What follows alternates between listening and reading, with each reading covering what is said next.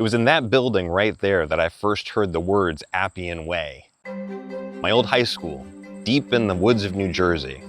I was a distracted kid, to say the least. Always restless, always late. But my Latin teacher, Mrs. Holt, never gave up on me. And even though I never mastered Latin, she planted a seed, a curiosity about ancient Rome that stayed with me. And today, years later, and over 4,000 miles away from here, I'm gonna try to walk that same road that Mrs. Holt taught me about. And I've only got until sundown to do it, because today is my last day in Rome, maybe leaving the city for the last time ever. So let's get into this place. I wake up late, just like in high school. No breakfast, straight to lunch at Ai Spaghettari in Trastevere. 3 hours until sunset. Plenty of time. Cacio e pepe, cheesy, peppery, life-affirming, served on a bed of crusted cheese. This is what breakfast should look like. Then, torta della nonna, a beautiful custard-filled part of every nutritious breakfast. An experience definitely worth a post. And since we're going all in on this Italian life, limoncello, crafted right here. A glorious finish to this breakfast of champions. As I digest in the warm winter sun, I refresh my memory of the Appian Way.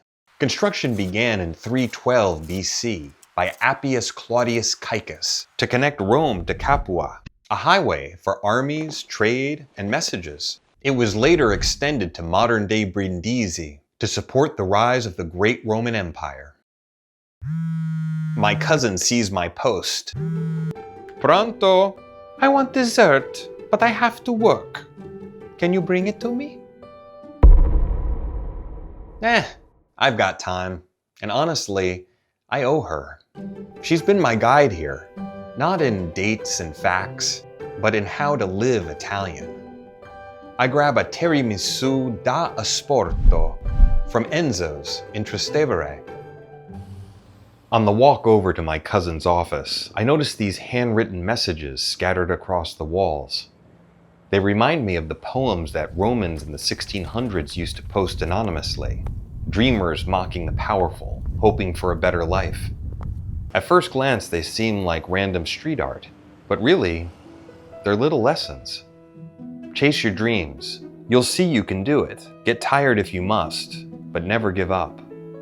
My dream of walking the Appian Way brought me here. Rome has taught me a lot, but it's clear I still have plenty to learn. I do a tiramisu handoff to my cousin on her unscheduled work break. Buono! High praise, considering that she makes incredible tiramisu herself. 1 hour of sun left, no cabs, no ride shares. A bus will have to do. This is going to be close. On the ride, I think back to Mrs. Holt. She didn't just know Latin. She loved it. Salve! And that love was contagious, even for a kid like me, who was more interested in drinking orange Julius than conjugating verbs. That's the thing about great teachers. They don't just teach a subject, they kindle a spark. And if you catch even a little of it, it can burn quietly for years, until one day, it sends you halfway around the world. The sun skims the horizon as I step on stones that I never thought I would walk on. The shadows are long, the air is still. We're a long way from New Jersey.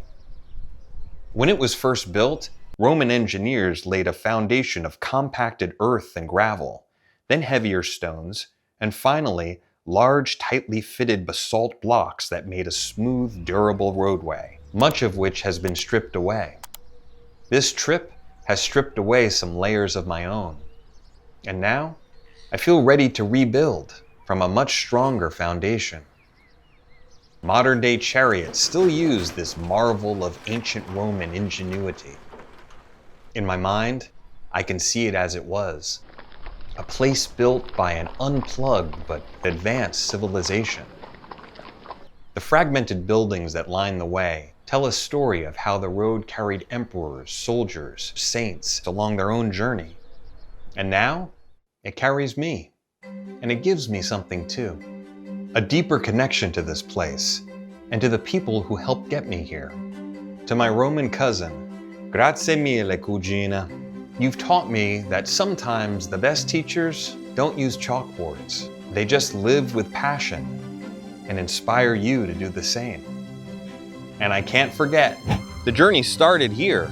Mrs. Holt, I may still not know how to conjugate the Latin verb to go, but because of you, I went, I saw, I wandered.